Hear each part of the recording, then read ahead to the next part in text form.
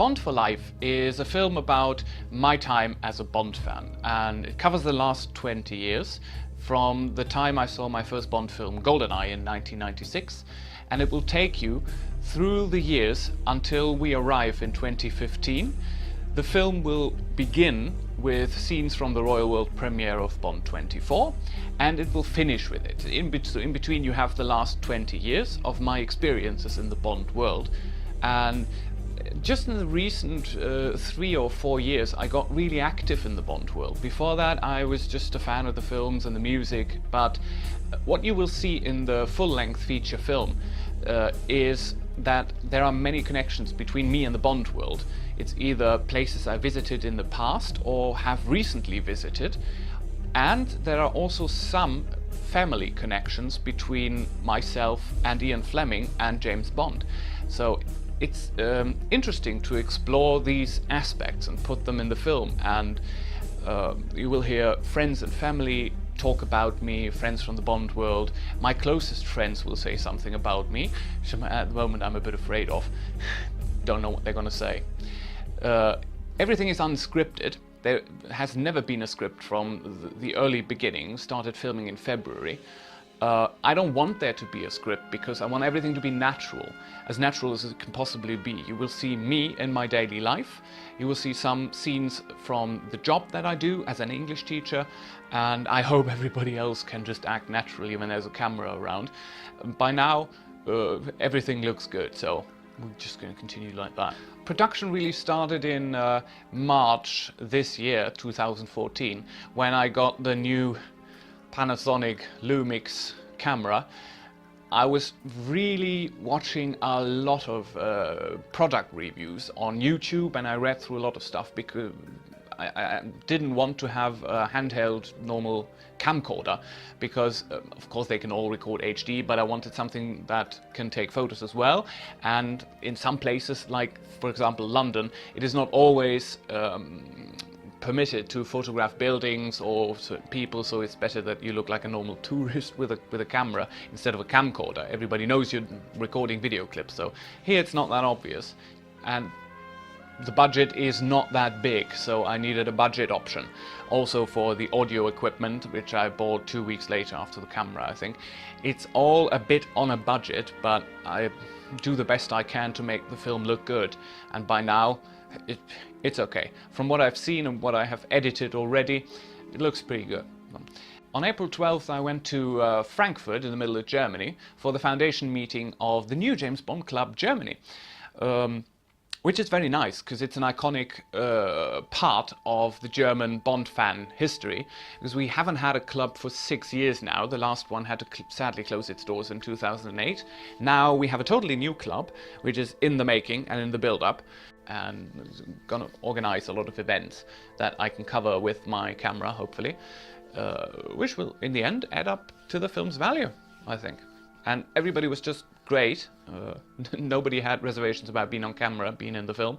And what I thought would be a nice idea, that new members that join the German James Bond fan club will get a free Blu-ray copy of my film, because that's what I'm doing it for. It's a film from a fan for other fans. It's going to be non-commercial, and I told everybody that a film costs money, always, and the budget is very low, but still. It's something to keep open for everybody, and everybody should access material like that, and so I will offer it for free. April 27th was the first major trip for me and the camera equipment, because I went to Berlin, it's our capital city, to film the finissage of Nikki van der Ziel's exhibition called Night Flight to Berlin. She was there in person, and as many of you might know, she revoiced large number of the Bond girls, starting with Ursula Andress. So what you hear on screen is not Ursula Andress's voice, it's actually Nikki van der Ziel's voice. And she's just a lovely and classy lady. I love her.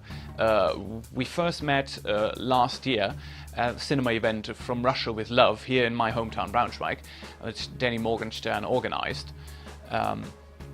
We talked briefly, and in a very short time we became friends, and she will also be in the film as well as a guest star, and I'm really looking forward to that scene we're going to film. I can tell you nothing about it, but it's going to be very exciting for me, and you can later enjoy it in the film. Also in Berlin, I went to an Octopussy location in Berlin-Grunewald, which is the motorway exit of Hüttenweg, where James Bond is chased by the German police. You wonder why I put so much emphasis on saying that, because I said it wrong. I said a wrong line in my recording. I said James Bond is chasing the German police, which is of course wrong. It's the other way around, where James Bond comes down from the motorway and chases the West German police right through that bridge here. As soon as you put a camera somewhere, people are eventually going to look at you, and I look like a YouTuber, just a one-man film crew with a microphone here, with a camera that I'm speaking to, and it was just awkward. It felt awkward for me because it was the first time to do that. But still, I did it, but I said the wrong line, so that was not good. And the problem was I didn't look at the material right on the spot, because I had to go back into the city of Berlin to cover the finissage of the exhibition. So I saw the material at home, and I was pretty stunned about my own stupidity, that I did 3 or 4 takes, and I set the wrong line in each one of them. So, okay. I knew I had to do it again, so I called up a friend and asked if she wanted to go to Berlin right the next week on a Sunday, and we did. So that was already May, and we went back to Berlin, filmed in Hüttenweg again. This time it was okay, but it took, I think, 11 takes. There were a lot of outtakes. There were people stopping with a van behind me. They didn't care that there's a camera running, that there's a person with a microphone speaking something, and I just said, well, take your time, and don't worry. And after that we went back into the city. I wanted to film a bit of Checkpoint Charlie, iconic Octopussy location, and of course connected to German history a lot. So yeah, shortly after returning from Berlin, I was thinking about what to film next, because when you're doing a film like that, you're always thinking about what's the next location going to be. I mean, I have a rough outline of places to visit, but by accident I found something on the internet which looked really interesting, and that's really something in the film I can't tell you much about, because I shield it like a very well kept secret by the Ministry of Defense or whatever. You saw a blurry image on Facebook of it, and I can tell you now, it was a very dangerous thing to do. It was dangerous to film in that location, but still, I'm brave and I like a bit of danger. And 3 days afterwards, the location burned almost down.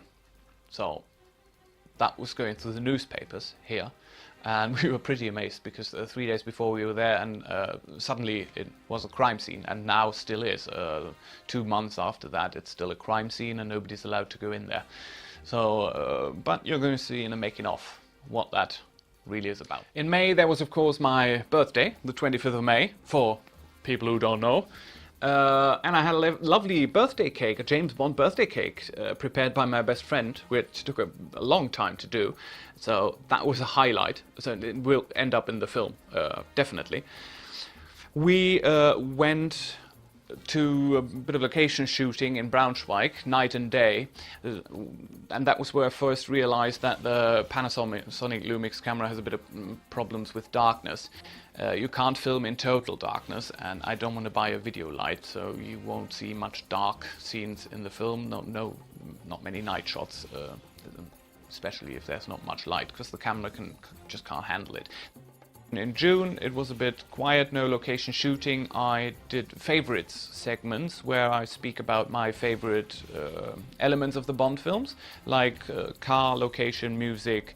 That took 4 or 6 hours of a Sunday, I don't quite remember. It was fun to do because there were a lot of outtakes. As I said, everything is unscripted, and I did a bit of main title posing, shots that will end up in the main title sequence, just me posing, pointing a gun.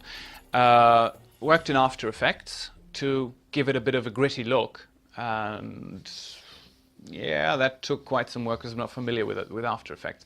I have to learn what all the buttons mean and what they do, and it's not something I don't like to read manuals. So I'm glad that on YouTube there are a few videos on how you deal with After Effects and with certain templates that you're going to use. But the result by now is pretty stunning, and we'll put some more work into that to have a good looking main title sequence. Also, what I recorded on a bank holiday in Germany was the Red Arrows introduction. So you saw the clapperboard on Facebook, but I'm not going to tell you what it is. I'm just giving you the hint. Go on Google and type in Red Arrows and see what Google throws at you. Then you could get an impression of what's going to come. It's just maybe 3 or 4 seconds in the film, but it's going to be great. It's going to look really great. So on July 3rd, it was finally time for maybe the most exciting location shoot up to now, which is London. We planned that since March, and I planned all the walking tours of the Bond locations to see, and it was a bit tricky because you have to think of people who want to see certain things in London, and you want to show it to them because I know where the Bond locations are, and I wanted for everybody to have a good experience. But still, in my head, I had a lot of images from London where I wanted to film some scenes for A Bond for Life. So I needed to build my tour a bit around these filming locations. And I was in contact with the College of Arms before I went. I think in April I wrote them if we could film inside, which costs a bit of money. So I asked if we could use the courtyard. But all the locations were picked before we went there, so that was a bit of scripting, but still no text was scripted. Well, I finally arrived in London after a tiring journey, but now I'm finally here, and it's still early in the morning, so we can have breakfast now. It's 9:30 at the moment, and I'm at the Edwardian, Leicester Square, and look at that view, please. The view is excellent. This is the Odeon cinema, where most of the Bond films had their premieres, and I'm looking directly at it. How cool is that? When you're doing a film like that, and you're walking through London, it's definitely not sightseeing, it's not fun, it's not holiday. You're working, you're on a job. For me, it certainly felt like that, and there were some moments where I really felt the tension, or I had the feeling I would not get the shots I want.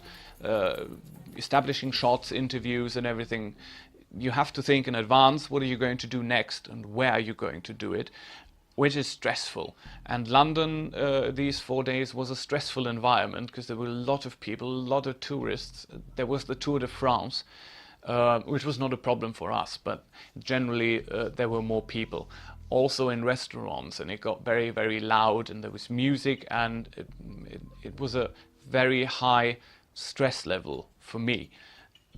Still, I enjoyed London, I always do, I love London, but sometimes I had to remind myself of just taking it slow, switching the camera off for a moment, just walk and enjoy the view and talk to the others, or don't think about what you're going to do next at lunch or dinner. But okay, it doesn't work with me. You want everything to work perfectly and go smoothly, and certainly it didn't. On the 3rd of July, we went to the Bond in Motion exhibition first, which was really great. We saw all the Bond cars, and that is really something to see. So if you have the chance to visit, go there. It's such a great experience to stand right next to what you saw on film, because these are the original cars and vehicles from the Bond films. And I just loved the jet boat from The World Is Not Enough. It's one of my favorites, and you can really stand totally close to it, which is great. I'm not allowed to touch it, certainly not take it with you, or I don't know. I don't read, that's the difference. You don't read? No, I don't read. Okay. What are you doing? I'm waiting for the film. So we really had a very, very good time there, but stupid me, when we took a group photo outside, I left my camera tripod hanging on the fence, and we went to lunch at St. Paul's Cathedral in Café Rouge before proceeding to the College of Arms. And in the College of Arms, I had already spoken to a very lovely lady inside that we were scheduled to film there, and that I had contact with the York Herald. And then I thought something's missing. I saw my rucksack and I was missing the other bag from the camera tripod. So I thought I left it in the restaurant we've been to before, left the other guys in the College of Arms and jogged, I really jogged, some 300, 400 meters around the corner to the restaurant we had lunch. And the waitress said she hadn't seen a black bag, and she would have because she was just working these 3 tables. So I thought, okay, then you might have left it at the Bond in Motion exhibition, which is pretty bad because it was even further away. I went back to the College of Arms and said we have to do everything on hand camera, but in the end, thank God it wasn't a problem. There was a wall and I could put the camera on there, so the scene is done and it looks good, and thank God. But it ripped a hole in the budget because we had to stopped the tour immediately and had to go to a camera shop, which was not nearby, by the way. And I had to buy a new tripod, £34. But the highlight on this tour really was the David Arnold concert on Sunday. That was by far the best I have seen in London, and I told him so. Before that, we met with the members of the John Barry Appreciation Society and the James Bond Music Appreciation Society. This is a very long name now that I've said it. Lovely people, all of them, and they were willing to talk to me. I recorded some very, very nice interviews, got many opinions and thoughts about Bond and Bond music. And what I do for the film, A Bond for Life, is I ask everybody the question, how did James Bond change your life? Because the subtitle of my film is How James Bond Changed My Life.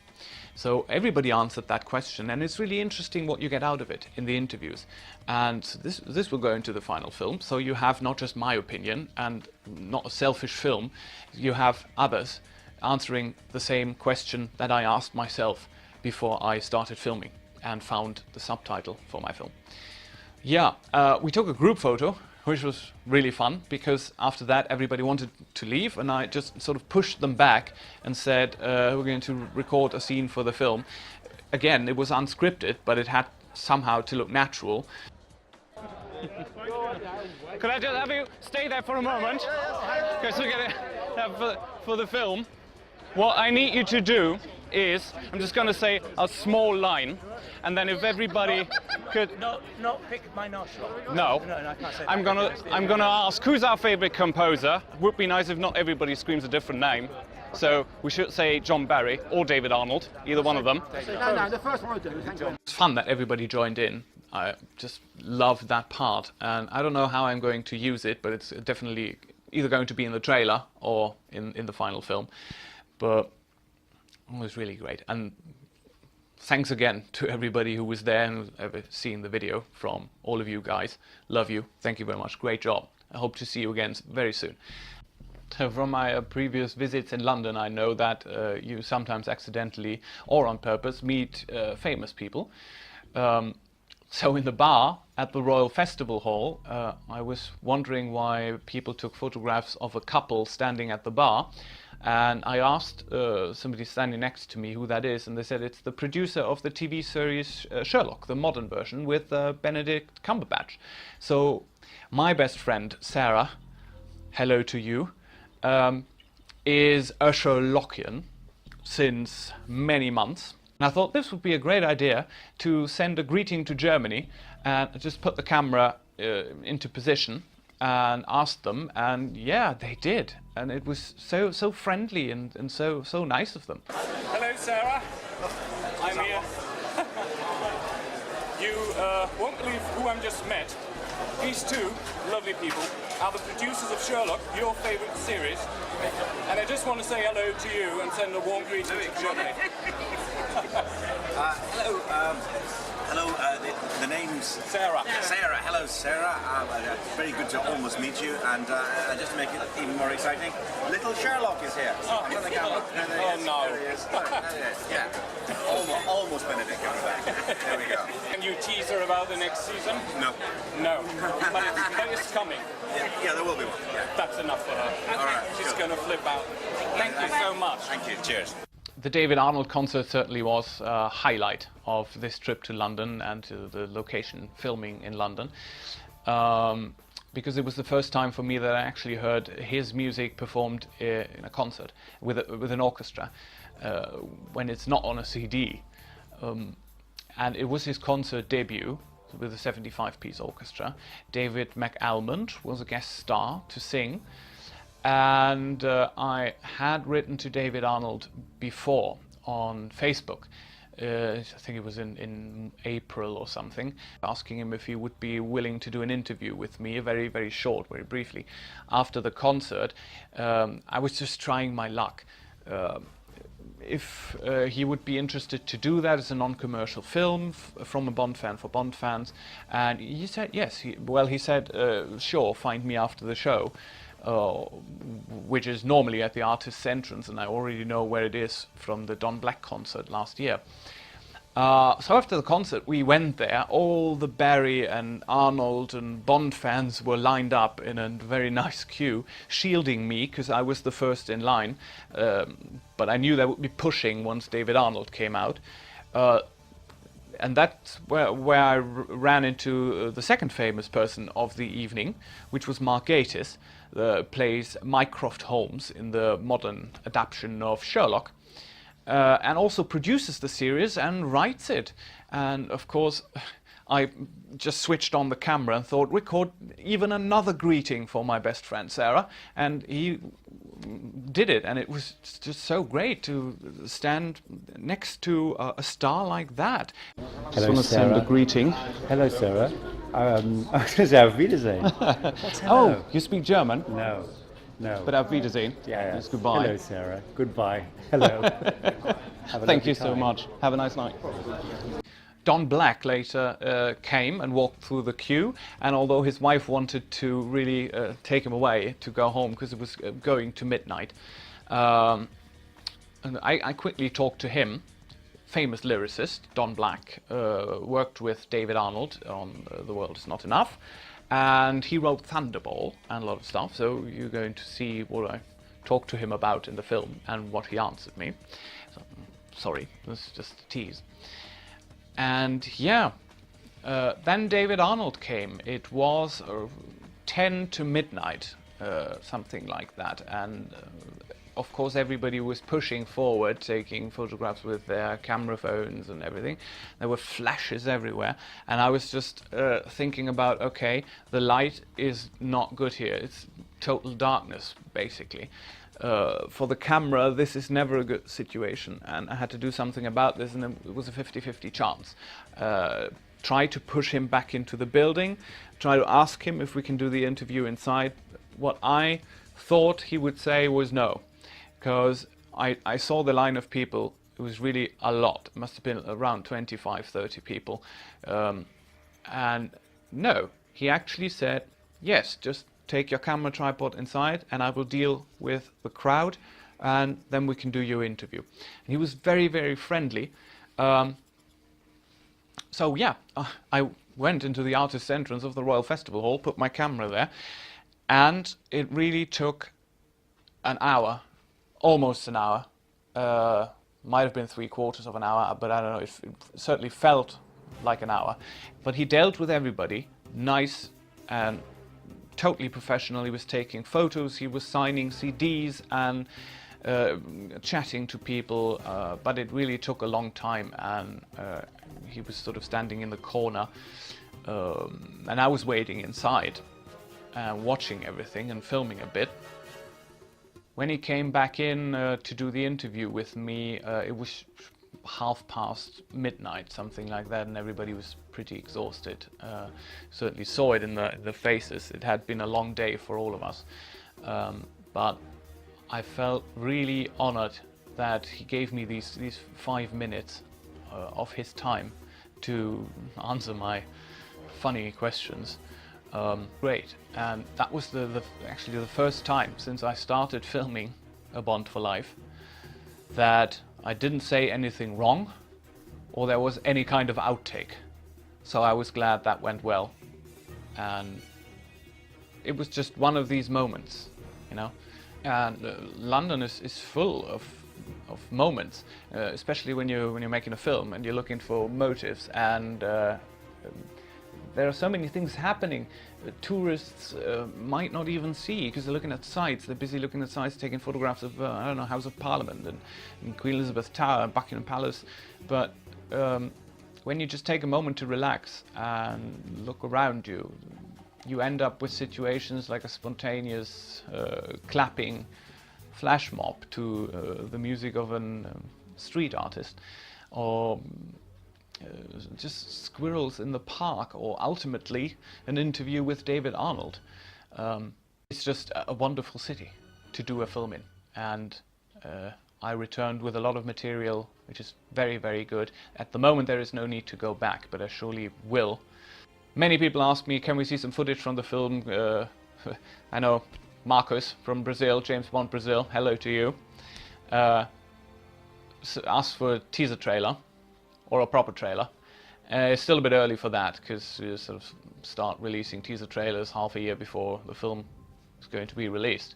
I would have enough material, but I just have to be honest, I'm not going to show it to you.